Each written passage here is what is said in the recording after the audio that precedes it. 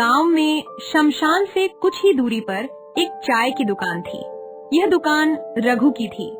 होली का त्योहार नजदीक आ रहा था और रघु की चाय की दुकान पर कुछ लोग चाय की चुस्कियां लेने के साथ साथ आपस में बातें कर रहे थे। रघु भाई, इस बार होली पर क्या खास करने वाले हो? करना क्या है भाई, खाएंगे, पिएंगे और मस्ती से रंग गुलाल उड़ाएंगे। भाई, 2 साल पहले होली खेलने का जो मजा था वह अब नहीं रहा। नैना भाभी सच में होली में रंग भर देती थी। अरे नैना भाभी जैसी भाभी तो मिलनी ही मुश्किल है। हम सबके साथ कितने प्यार से होली खेलती थी। अरे सिर्फ होली ही नहीं खेलती थी, बल्कि होली के पकवान भी तो खिलाती थी। पता नहीं नैना भाभी की मति कैसे फिर गई, उस भोला हलवाई के साथ भाग गई। झूठ! मैं नहीं मानता कि नैना भाभी किसी के साथ भाग गई। उसे गायब करने में जरूर दुष्ट बिशंबर जमींदार का हाथ है। लगता तो मुझे भी यही है दोस्तों, क्योंकि वही नैना भाभी की खूबसूरती के पीछे पड़ा था। रघु और उसके साथी इस बारे में बातें कर ही रहे थे कि उसी समय उनका एक दोस्त अनिल शमशान के सामने से गुजरता है, तो जो देखता है उसे देखकर तो हैरान ही रह जाता है। वह पीपल के पेड़ के नीचे बैठकर नैना को रोते हुए देखता है।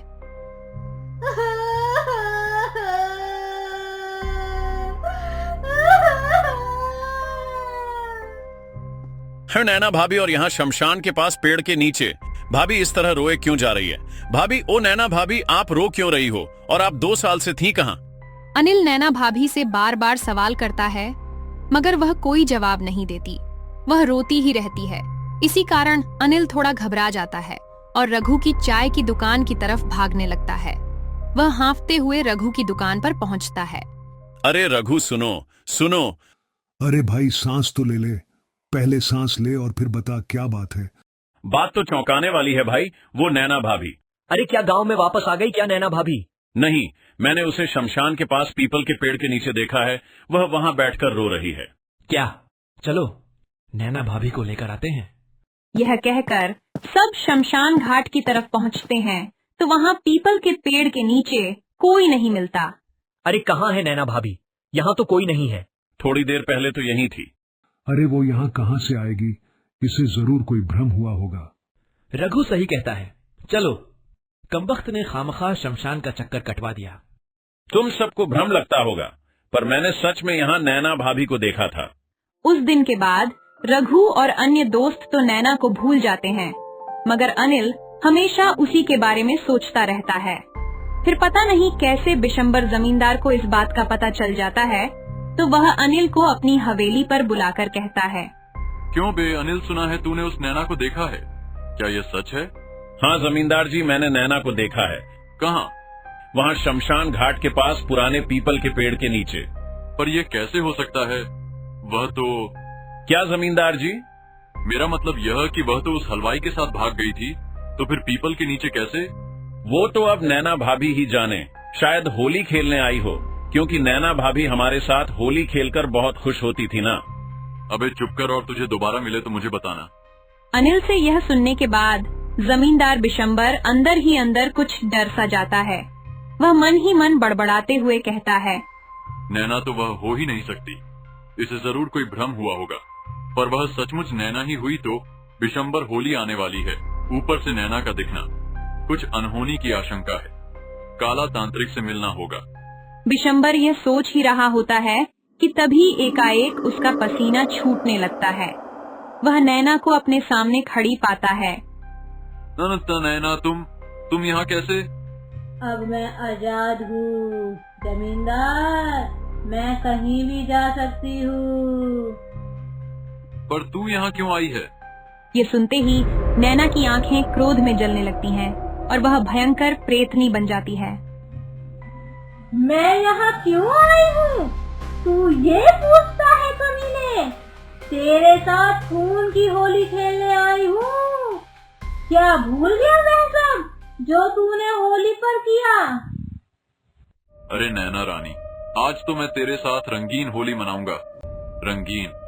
मुझ पर दया करो जमींदार, मुझे जाने दो।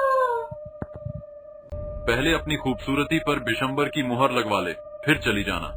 ये कहकर बिशंबर और उसके साथी नैना को अपनी हवस का शिकार बनाकर उसे मौत के घाट उतार देते हैं। अब इस नैना की लाश का क्या करें जमींदार जी? रात को सुनसान शमशान में गड्ढा खोदकर दबा दो। ध्यान रहे किसी को पता न चले। अब आया ना यार, उस होली पर तूने मेरा खून बहाया और इस होली पर मैं तेरे साथ खून की होली खेलूंगी। मैं फिर आऊंगी दोस्त। ये कहकर नैना की आत्मा अचानक ही गायब हो जाती है और बिशंबर घबरा जाता है। वह भागते हुए अपने साथियों के पास आता है। ये क्या कह रहे हो बिशंबर? मैं सच कह रहा हूँ। नैना भयंकर कर प्रेतनी बन चुकी है और ये होली हमारे लिए आफत बनने वाली है।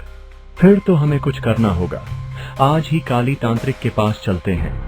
यही सोचकर वे सब तांत्रिक के पास जाते हैं और तांत्रिक उन्हें नैना से बचाने का वचन देता है। तुम सब घबराना मत, खुशी से होली मनाना।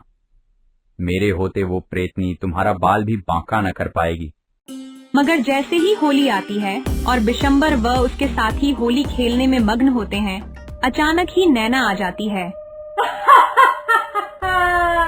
बिशंबर, रंगों से नहीं, आज तो खून से होली खेलेंगे। आओ आओ। प्रेतनी चली जा, वरना भस्म हो जाएगी। तू कुछ नहीं कर पाएगा तांत्रिक।